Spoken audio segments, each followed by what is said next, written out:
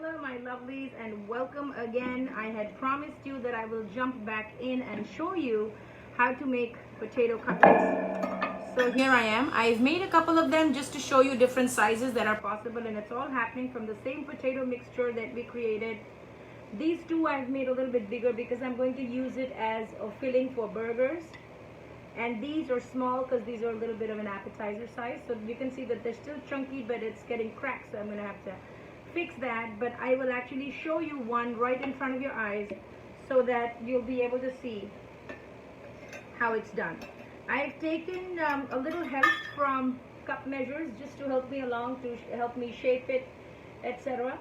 So I'm going to go right and fill this cup.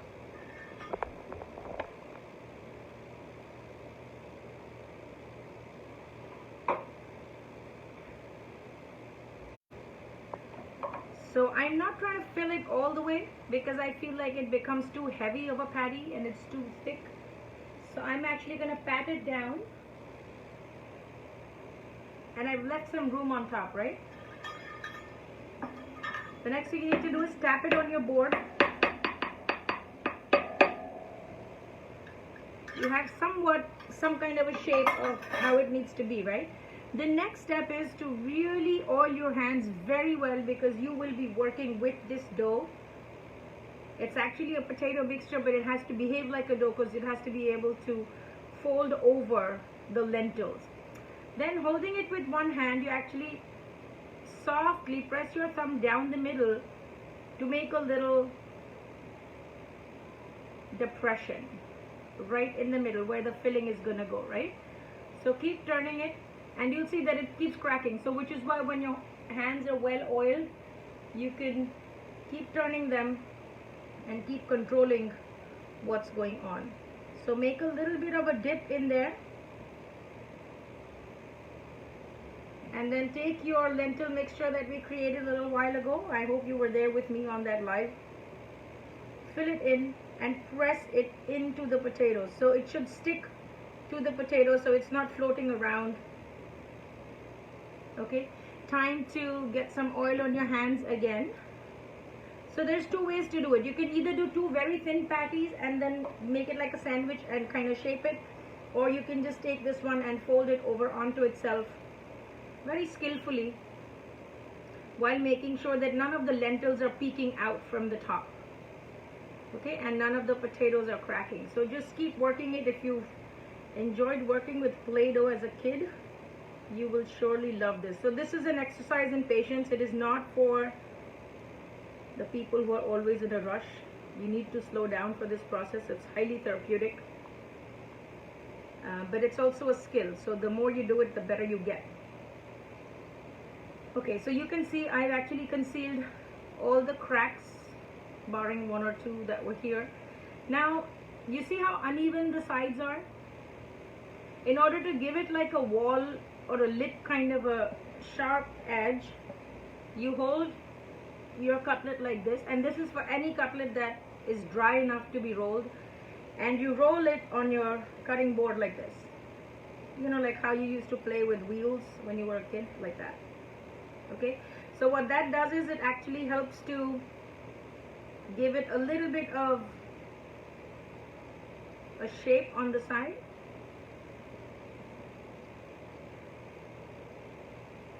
And then press it very gently. So this is all to be done with a very light hand. It's not rocket science, but there's definitely a certain level of skill here. Okay, so that's that. And because we used the cup, it's pretty much comparable in size. The edges are nice and smooth, and all you need to do is just roll it. If you roll it and it cracks like this, again use a little oil in your palm and just gently put it together. Okay, now once you've gone past this stage, you are going to put them in the fridge for about 15 to 20 minutes, and then you will shallow fry them in a frying pan, not deep fry them in a wok. And the oil level should be no more than 3/4 of the height of this patty. If you decide to bake it, I think you can safely do about 300 for 15 minutes and spray a little oil so all the crust will be nice and golden. If you want to air fry it, I really don't know the setting, but you certainly can. And you can also freeze these for a long time, for about 30 to 45 days, and you just have to thaw them and then again prepare them exactly how you would.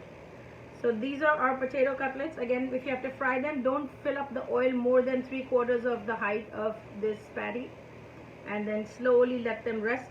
Don't flip them more than 2 to 3 times, and you'll get the crispiest potato cutlets ever. I will actually fry them after 15 minutes, so if you're around, feel free to join me.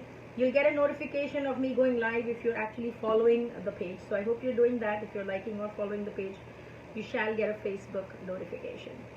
So I hope you've understood the process so far. If you have any questions, I'm happy to answer them for you. This is an absolute favorite street food of India and Pakistan.